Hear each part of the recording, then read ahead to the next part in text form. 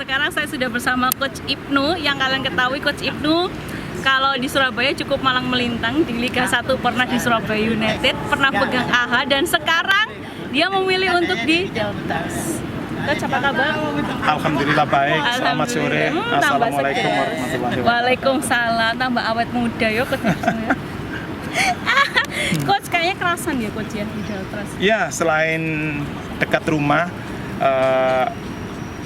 satu tantangan dari Deltras untuk kemarin saya juga bantu di Deltras di Liga 3, otomatis melanjutkan ke Deltras Liga 2. Yang sangat berkesan dan berkenan itu dalam artian fasilitas lapangan, fasilitas itu yang penting pasti ya, faktor pendukung. Benar. Karena nggak terlalu jauh. Misalnya di AHA itu untuk kalau di Jakarta terlalu berpindah-pindah ya, terlalu berpindah-pindah, jauh sekali ya. Kalau berpindah-pindah itu apa termasuk salah satu mempengaruhi untuk dari mental dan psikis performa pemain juga sih? Pasti pengaruh. Di sepak bola itu tiap klub harus punya training ground secara profesional. Tetapi di Indonesia ada yang seperti itu, ada yang belum, ada yang proses. Tempat latihan itu sangat penting sekali. Apalagi kalau pemain-pemain kita muda, kita kebutuhan yang sangat mendesak, harus latihan tambahan atau para pemain latihan sendiri, sangat dekat dengan mes. Coach, tapi kalau melihat ya Coach kan dulu juga pernah di Liga 1 juga ya, bersama Surabaya United, dan rata-rata usia mereka itu kan di atas 25 tahun. Nah, tiba-tiba Coach pegang di Liga 2 dengan usia pemain yang jauh di bawahnya. Kalau melihat dari pemain muda itu Coach untuk sepak bola modern, kalau dari kacamata Coach Ibnu sendiri seperti apa sih?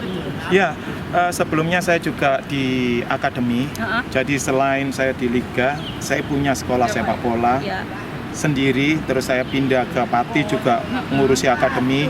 Terus bersentuhan dengan anak-anak muda, anak-anak kecil, terus baru pegang Liga 3 Persipapati. Itu juga harus ada kelompok umur, terus meningkat lagi ke PSG atau AHA, yang pemain mix, ada pemain muda, ada pemain senior. Kalau perbedaannya adalah kalau pemain di Liga 1 taktikal sangat diperlukan sekali, tapi kalau di Liga 3 atau Liga 2 itu harus di-mix antara fisik, taktikal. Bukan berarti di Liga 1 fisik, teknik tidak diperlukan sekali, tapi taktikal memang sangat-sangat diperlukan. Di Liga 2 ini itu harus kita mix di situ semuanya. Coach, dalam artian mungkin kalau di Liga 1 para pemainnya sudah sedikit mandiri ya. Kalau di 2 dan 3 itu masih kayak ngerangkul mereka secara pribadi. Benar. Gitu ya, di Liga 3 kan proses mulai kompetisi anak-anak. Ada yang sudah berpengalaman, ada yang belum. Jadi kita kasih informasi atau panduan untuk menuju ke profesional itu harus sering-sering sekali. Setiap kali atau setiap hari. Di Liga 2 itu batu loncatan untuk ke Liga 1. Jadi selain menginformasikan atau ada panduan, tetap kita motivasi untuk lebih profesional lagi. Coach, ini kan sudah mulai banyak nih menjamur pemain-pemain muda-muda baru nih Coach ya. Nah, kalau dari kacamata Coach Ibnu dulu kan pernah pegang yang tim yang kebanyakan jebolan timnas nih Coach. Nah, di Liga 2 ini kan juga usia-usianya mereka kan usia-usia yang baru banget gitu Coach. Nah, terus kalau melihat untuk sepak bola saat ini di usia-usia mereka itu apa yang harus dibenahi dari mereka? Kan pasti beda kan Coach? Iya, cara generasi lah. Iya, cara pelatih kan berbeda-beda. Kita juga harus banyak belajar karena sepak bola dinamis, berjalan terus-menerus. Apalagi di timnas ada pelatih yang berganti-ganti. Akhirnya kita juga harus berpikir atau mengupgrade. Dalam artian kita upgrade untuk diri sendiri. Kita juga tetap lihat pelatih-pelatih yang di Liga 1, baik pelatih asing maupun pelatih lokal. Di Liga 2 sampai Liga 3 pun kita memperhatikan, karena kita juga kepingin berkembang. Kalau kita berkembang si pelatih, otomatis kita ngasih masukan atau informasi ke pemain-pemain muda agar lebih bagus dengan situasi di klub masing-masing atau situasi para pemain masing-masing, akhirnya mengena ke para pemain tersebut. Kalau kita tidak punya referensi atau tidak punya masukan-masukan atau tidak mengupgrade diri, pasti kita kesulitan untuk menginformasikan atau ngasih masukan para pemain. semuanya sepak bola ya seperti itu, tapi situasinya pasti banyak berubah. Sepak bola seperti itu dari dulu sampai sekarang, ya, siklus berubah.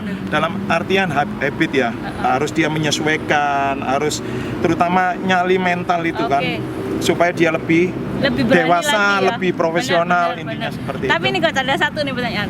Kalau pemain muda ndablek nggak sih coach? Pemain sepak bola harus ndablek, dalam artian ndablek yang bagus, bukan ndablek yang kurang ajar. Iya, di luar batas lah ya coach. Iya, ndablek dalam artian nyalinya berarti dia bagus, mentalnya bagus, dia harus berkembang seperti itu. Coach, terakhir nih, target Deltras, apalagi Deltras dikuasai banyak pemain muda, jebolan EPA, jebolan PON Jatim juga. Nah, untuk coach sendiri? Ya, sama seperti Liga 3, kita berusaha maksimal, berusaha sebaik mungkin. Kita nggak mulu-mulu kepingin lolos Liga 1, itu hadiah, itu bonus. Yang pasti kita membangun tim dulu, tim itu supaya solid karena ada pemain muda, ada pemain senior, ada beberapa pemain senior, kita mix di situ akhirnya menjadi satu kesatuan.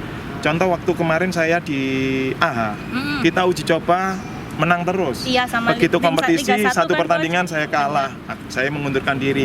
Faktor-faktor itu yang nanti kita buat pengalaman, kita pelajari, terutama internal klub, evaluasi untuk para pemain, untuk saya sendiri pelatih harus mengikuti, mengupgrade diri, baik secara teknis maupun non teknis. Oke sih, thank you coach. Semoga Terima sukses kasih. mengarungi musim ini ya coach ya. Amin. Thank you coach. Terima kasih. Selamat siang. Sore.